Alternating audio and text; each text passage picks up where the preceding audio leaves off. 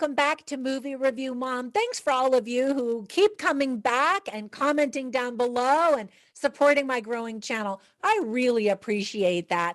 And if you're new, welcome. Be sure and subscribe and ring that little bell every time I upload a new movie review, which is every day when my technology is working. My microphone was out, and so now I'm trying to catch up on all of the movies that I've been watching. So the movie that I'm reviewing today that I want to tell you about is called Nightmare Alley. This very dark drama is currently playing only in theaters. It's rated R and is 2 hours and 30 minutes long.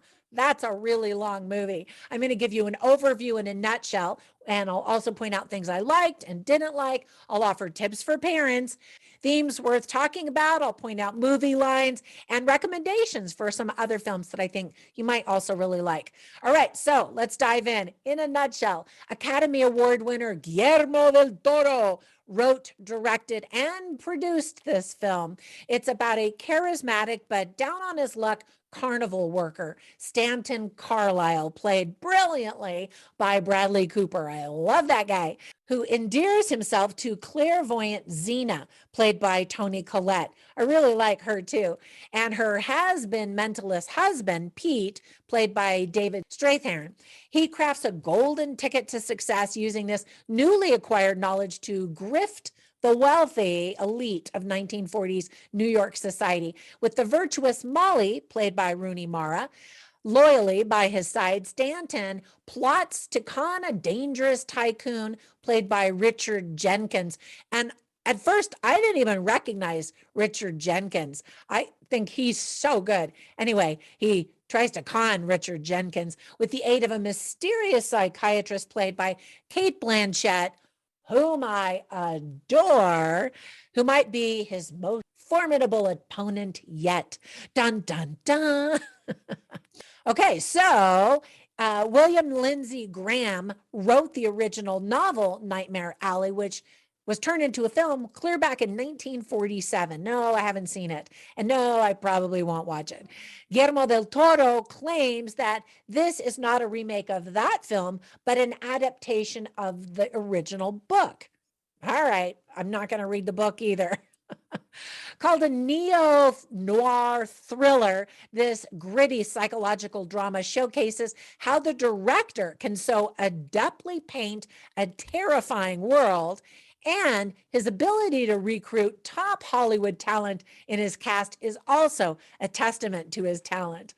So let me tell you about the things that I really liked about this movie. First of all, I love this cast, filled with 8 Academy Award winners and nominees. The list includes the incredible Bradley Cooper, Rooney Mara, Cate Blanchett, Ron Perlman, Toni Collette, Mary Steenburgen, Willem Dafoe, David Strathairn, and Richard Jenkins. That's amazing, right? So I expected a lot coming from this cast. Bradley Cooper really carries this film as an 8-time Oscar nominee. Like I said, I love this guy. I mean, not only is he good looking, he's incredibly talented. And I fell in love with him again all over when I saw him in A Star is Born, that remake. He sings, he plays the guitar. He's just gritty and earthy and real. And I was just like, what cannot this guy do? Give the guy an Oscar, for crying out loud. He also produced this movie. And when filming was stopped due to the pandemic, he intentionally lost 15 pounds so that he could appear younger in the earlier scenes at the beginning of the movie. That's especially impressive considering most of us gained 15 pounds when the pandemic first started. He really does give it all in every movie that he's in. The last shot in this movie is chilling and a testament to his acting chops. Director Guillermo del Toro, I've got to say his name like that, told them that he was prepared to take 50 or 60 shots until they got it right. But Bradley Cooper nailed it on the very first take. He is such a stud muffin, and I am such a fan. The color palette really takes you back in time and makes every scene gorgeous to look at. The filming is immaculate. I also have to mention Cate Blanchett because I'm such a fan. I kept waiting for her to show up in the movie, and I was like, where is she? Where is she? And then, of course, when she showed up, I was like, There she is. She is magnificent. There's impressive production, costume, and makeup design. There are so many layers to this story. If I had time, maybe I'd watch it again, because I've heard other people say as they've watched it, they saw more to it. And I could tell first time watching it that there was a lot to this movie.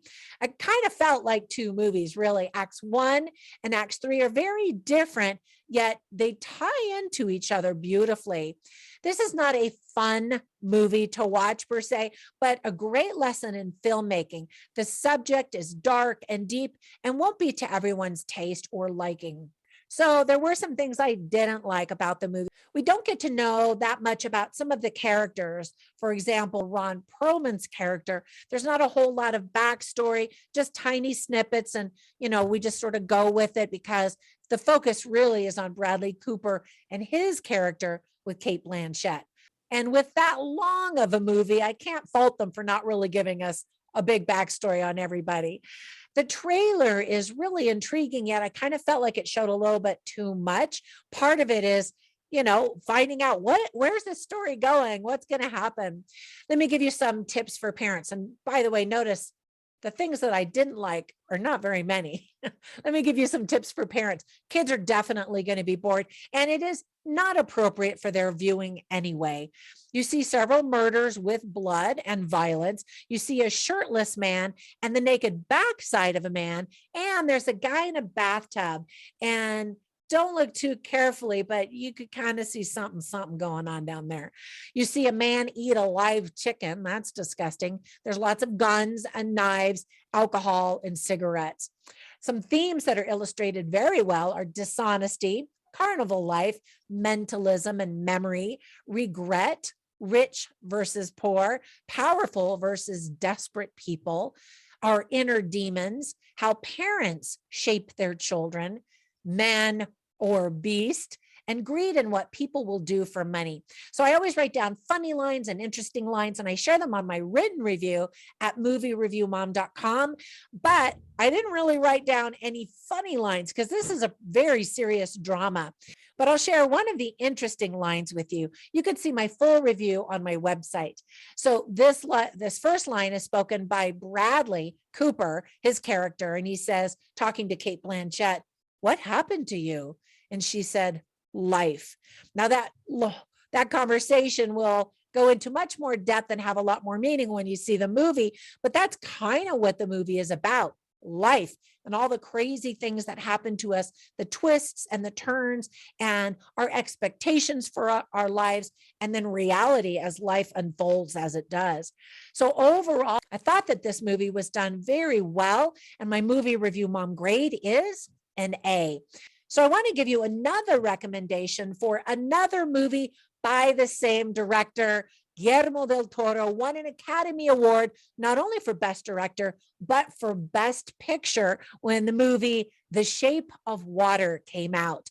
Now, I thought it was really well done. I don't know that I would have made it Picture of the Year, but it was interesting and very different. And I think that he was justly rewarded for his imagination and creativity. All right, that's it for my review. Thank you so much for taking time to watch this review to the bitter end. Be sure and like it. And like I said, subscribe and comment down below. All of those actions are free, and they spread magical YouTube juice all over my channel to help it to grow. Be sure and let your friends know to come on over here to also subscribe and to watch my reviews. I really appreciate your support. I hope you enjoy this movie, and I will catch you in the next one. Bye for now.